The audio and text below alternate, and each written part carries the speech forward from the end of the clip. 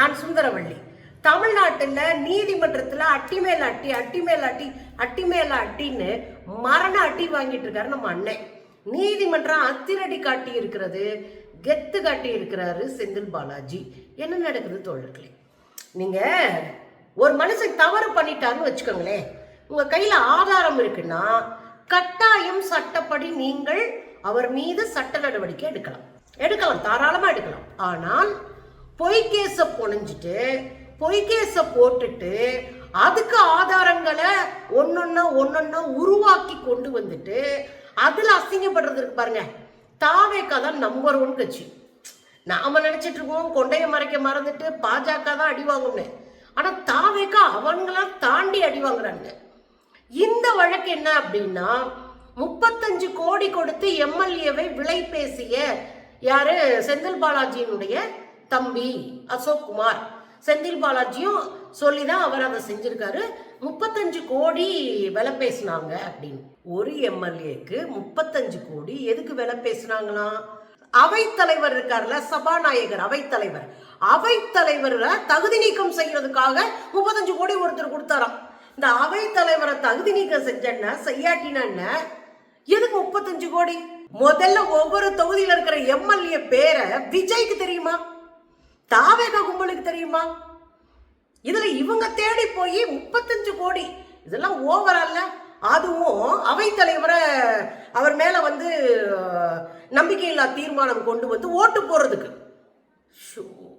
ஒரு பொய் கேஸ போடுறீங்க, அதுக்கு சட்டப்ப சரியா போட்டு அதை கெத்தால முடிச்சிருக்கணும். பொய் கேஸ் அப்படி டப்புன்னு தெரிஞ்சு போயிருதே. கொண்டைய பாஜக தான் மறைக்க மாட்டான்னா தாவேக்காரன் கொண்ட இருக்கிறதே மறந்துட்டான் போல இருக்கே. இதுல என்ன தெரியுங்களா, யார் குற்றம் சாட்டினது அப்படின்னு ஒரு 5 பேரை பிடிச்சிருக்காங்க. இப்போ ஒரு 9 பேரை.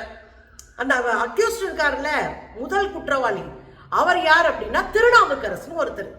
அவர் தான் லயோலாவில் படித்தவர். லயோலாவுடைய பேரை வச்சு கருத்து கணிப்பெல்லாம் வெளியிட்டவர். இப்போ ஒரு நிறுவனத்தை ஆரம்பித்து உட்காந்து கல்லா கட்டிட்டு இருக்காரு. யாருக்கு தேவையோ அது மாதிரியான பிரச்சாரங்களை பண்ணிட்டு இருப்பாரு.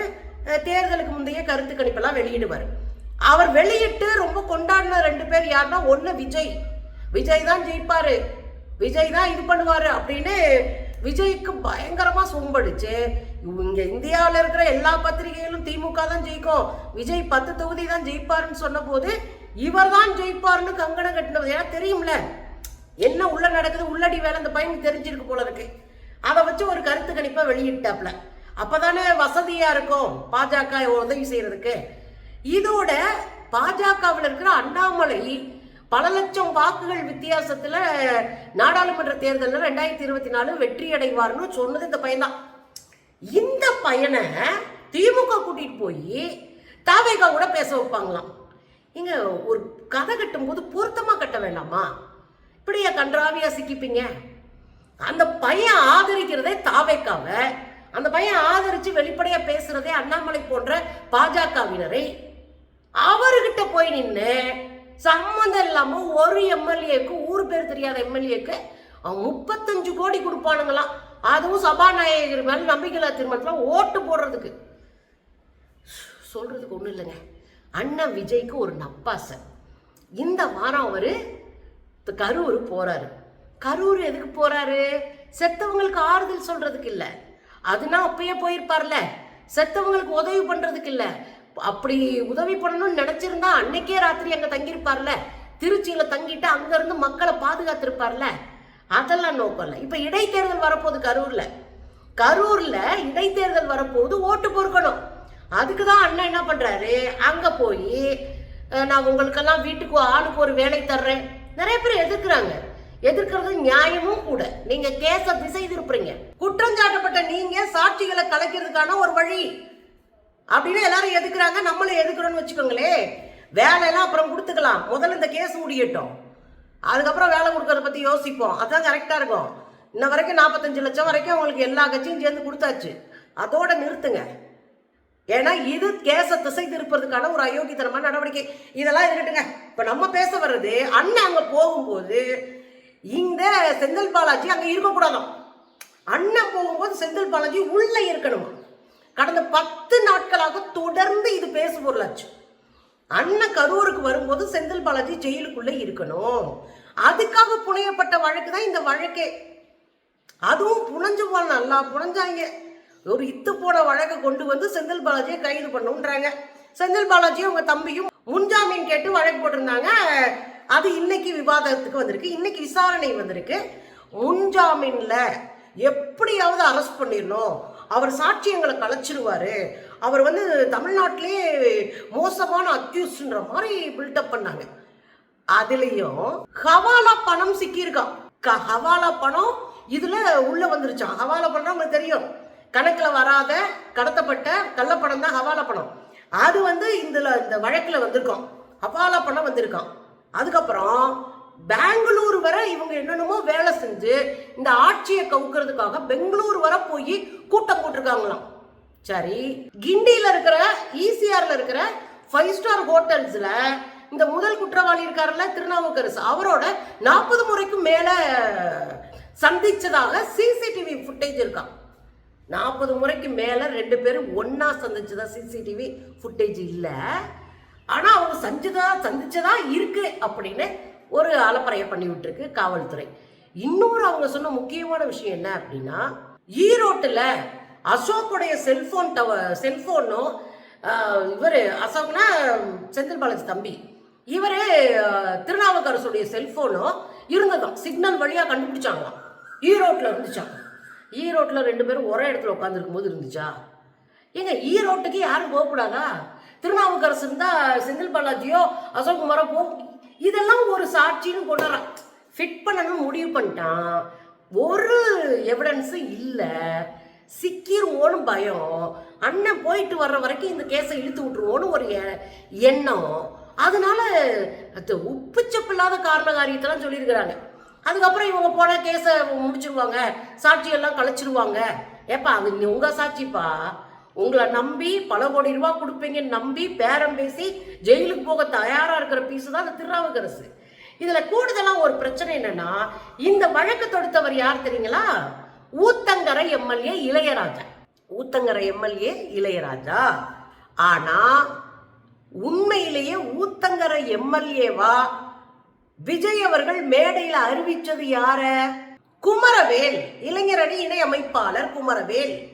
அவர் தானே அனௌன்ஸ் பண்ணாங்க. பாருங்களேன், ஊத்தங்கரை தனி தொகுதி திரு பி குமரவேல், இளைஞரணி இணை அமைப்பாளர். குமரவேலா?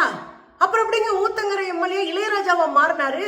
பேரை மாத்திட்டாருன்னு பாக்குறீங்களா? இல்லங்க, அவர் அறிமுகப்படுத்தினது இன்ன வரையும் வெப்சைட்ல இருக்கிற பேர் இளையராஜா பேர் தான்.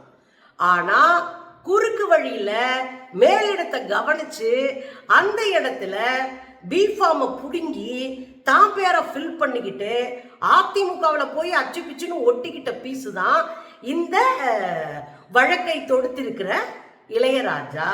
புரியுதுங்களா? அது ஒரு தனி தொகுதி. இந்த இளையராஜா அதிமுகவில் சீட்டு கொடுக்கல, நீங்க வந்து சேர்ந்தவர். இன்னொருத்தர் கிடைச்ச சீட்டை மேலிடத்துல பணத்தை கொடுத்து சரி கட்டி புடுங்கினவர். ஸோ அந்த நன்றி கடனுக்காக பொய்யான தகவலை இவர் மூலமா சொல்ல வைக்கிறாங்க.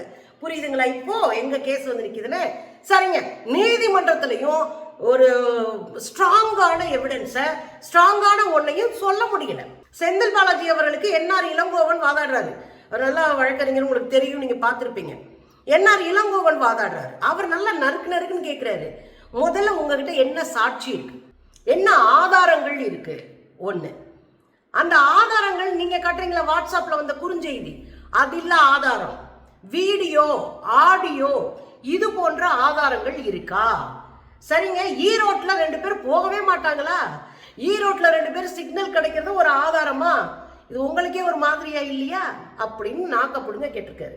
35 கோடி பேரம் பேசியது என்பது யூகம், அது உண்மை கிடையாது, அது யூகிச்சு போட்டது. இந்த வழக்கை விஜய் அவர்கள் குரூப் எதுக்கு எங்க மேல போட்டிருக்குன்னா, இடைத்தேர்தல்ல நான் செயல்படாம இருக்கணும், இடைத்தேர்தல்ல என்ன செயல்பட விடாம தடுக்கணும் என்ற முயற்சியில தான் இந்த கேஸே போட்டிருக்கிறாங்க அப்படின்னு இங்க எம்ஆர் இளங்கோவன் செந்தில் பாலாஜிக்காக பேசியிருக்கிறாரு. இன்னொரு முக்கியமான பாயிண்ட் பேசியிருக்காரு. வெறும் 59 எம்எல்ஏ தாங்க திமுக வச்சிருக்கோம், நாங்க எப்படிங்க ஆட்சி பிடிக்க முடியும், அது ஒரு எம்எல்ஏக்கு 35 கோடி கொடுப்பாங்களா? எந்த ஊருங்க அப்படின்னு ஒரு கேள்வியும் கேட்கப்பட்டிருக்கு. நீங்கள் ஆதாரங்களை கோர்ட்ல தாக்கல் பண்ண முடியுமா? முதல்ல ஆதாரங்களை தாக்கல் பண்ணுங்க, நிரூபிங்க. இது நடந்திருக்குன்னு நிரூபிங்க. இது இல்லை என்றால் அரசியல் பழிவாங்கும் வழக்கு அப்படின்றத ரொம்ப தெளிவா அங்க ஆர்கியூமெண்ட் பண்ணி கடைசியில் என்னாச்சு தெரியுங்களா? செந்தில் பாலாஜிக்கு ஜாமீன் கிடைச்சிருச்சு. அண்ணே அசிங்கப்பட்டாரு. ஏங்க, ஒரு அரசியலை எப்படி பார்க்கணுன்றது இல்லை. பாஜகவை விட மோசமான எதிர்கட்சிகளை ஒடுக்குகிற அரசியல் இருக்குல்ல, இது எம்ஜிஆர் காலத்துல இருந்ததா. இன்னைக்கு ஒரு புத்தகம் படிச்சேன். எம்ஜிஆர் காலத்துல இந்த ஒடுக்குதல் இருக்குமா? கட்சிக்காரர்களையும் காவல்துறையும் பயன்படுத்தி கடுமையான ஒடுக்குற வேலை எம்ஜிஆர் செய்வாராம். இன்னைக்கு ஒரு புத்தகம் படிச்சுட்டு இருக்கும்போது அதுல படிச்ச ஒரு பேராகிராஃப் எம்ஜிஆரை பத்தி, எப்படி சினிமாவுக்குள்ள வந்தாரு, எப்படி தமிழ்நாட்டு அரசியலுக்குள்ள சித்து வேலை பார்த்தாருன்னு. அப்படியே ஆட்டங்க. ஆளுகளை வச்சு மிரட்டுறது, சட்ட ரீதியாக ஒருத்தரை ஒடுக்குறது, இந்த வேலையெல்லாம் ஆல்ரெடி பார்த்து பழகின தமிழ்நாடு. இன்னைக்கு புதுசா வந்த இந்த RSS பாஜக சங்கப்பரிவார் கும்பலுக்கான ஆட்சியை அமைத்து கொடுப்பதற்காக தன்னையே அர்ப்பணித்து கொண்ட அண்ணன் விஜய் ஆட்சியில இவ்வளவு கேவலமா சப்பையா ஒரு கேஸை தொடுத்து அசிங்கமா சிக்கியிருக்கு. அதை தாங்க பார்க்குறோம். ஏன்னா அண்ணனுக்கு என்ன புதுசா அசிங்கப்படுறது, என்ன நான் சொல்றது?